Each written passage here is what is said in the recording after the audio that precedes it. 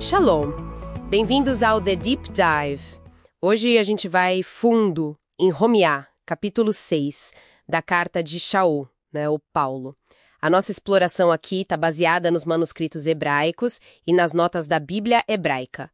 Por isso vamos usar os nomes Yao, para o Criador, e Yahusha, para o Mashiach. E a missão hoje é tentar entender como Shaul resolve uma tensão importante. Como é que o favor imerecido abundante combina com o chamado para uma vida santa? Exatamente. É que o capítulo 6 termina de um jeito bem forte, né? Dizendo que onde o pecado cresceu, o favor imerecido, a graça transbordou. Aí, claro, surge aquela pergunta quase inevitável que Shaul, olha, não foge dela não. Ele encara de frente no capítulo 6. Pois é, a pergunta que fica pairando é, bom, se mais pecado resulta em mais favor imerecido, então a gente deveria continuar pecando para esse favor aumentar ainda mais. É o que está lá em Romeá 6, verso 1, né? Ok, vamos ver como Shaul desmonta essa lógica então. A resposta dele é curta e grossa. De modo nenhum. Ou, como em algumas traduções, que não seja assim. Bem enfático. E a lógica dele é até simples, né? Como a gente pode continuar vivendo numa coisa para a qual a gente já morreu espiritualmente? Faz sentido. Para explicar essa tal morte para o pecado, ele usa uma imagem muito, muito forte, a da imersão. O mikvah, que a gente geralmente conhece como batismo.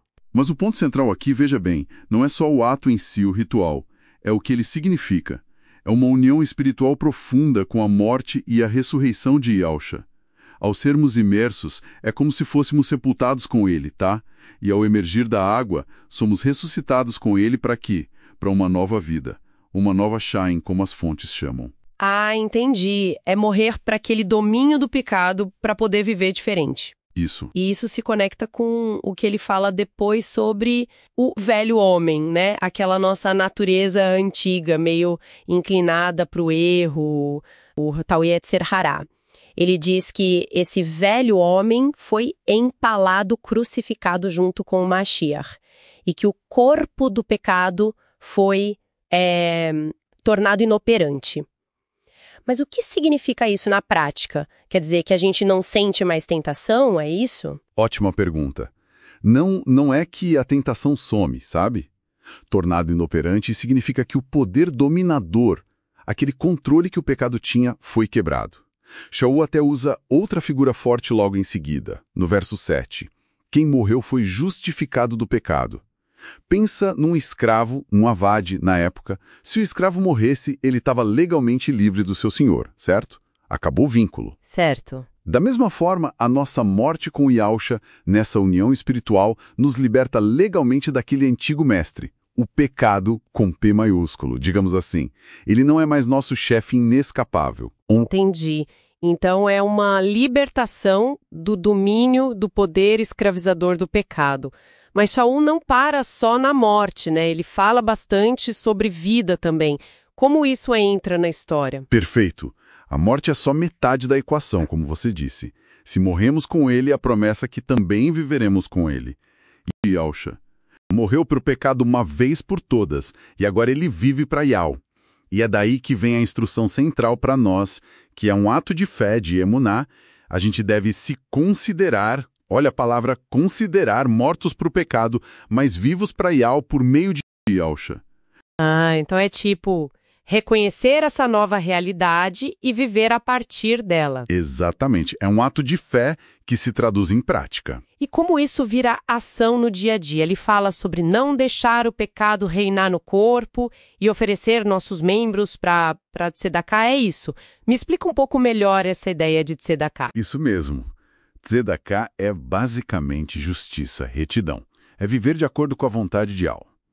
Então, em vez de usar nossas mãos, pés, mente, tudo como ferramentas do pecado, nós nos oferecemos voluntariamente agora como instrumentos para fazer o que é certo, para praticar a justiça. Uhum. E junto com isso vem a promessa lá no verso 14. O pecado não terá mais domínio sobre nós. Por quê?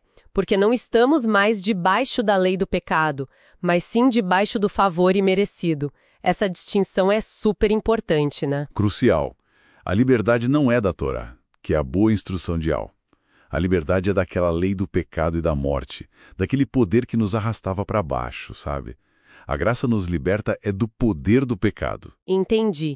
E para reforçar isso ainda mais, Shaul usa uma outra analogia bem forte, né?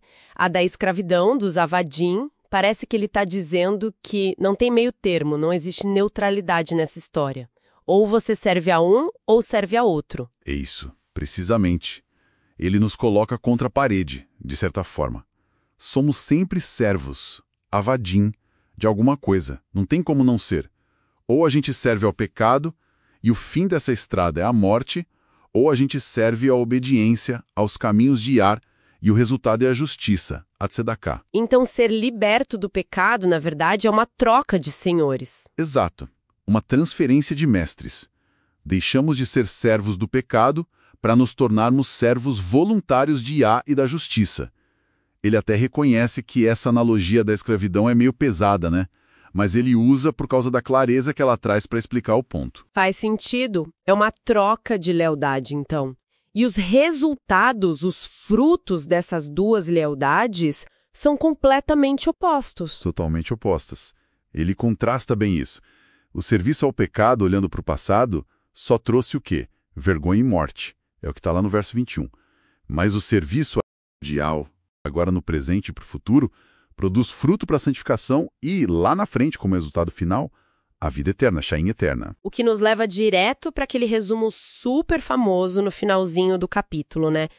O verso 23 que parece amarrar tudo isso. Sim, o conhecido Romiá 6:23. Pois o salário do pecado é a morte, mas o dom gratuito de Yah é a vida eterna, Shaim eterna, por Yahushua Mashiach, nosso soberano. Olha que contraste. O pecado paga um salário, e é sempre a morte, mas Yah oferece um presente, um dom gratuito, que é a vida eterna, acessível unicamente por meio de Yahushua. Então, se a gente fosse resumir a grande ideia desse nosso mergulho em Romanos 6, qual seria? Acho que a mensagem central é essa. O favor imerecido de Yah, a graça, não é de jeito nenhum a licença para a gente relaxar e continuar pecando. Muito pelo contrário. É o poder divino que nos liberta da escravidão do pecado. Fomos libertos do pecado. Não para fazer qualquer coisa. Isso. Isso não para fazer o que der na telha, mas libertos para finalmente poder servir a Yah de coração, viver essa nova vida de tzedakah. Libertos para servir. Essa perspectiva muda tudo. Muda mesmo. E sabe, isso já deixa uma ponta solta, uma questão bem intrigante que Shaul vai ter que lidar logo em seguida.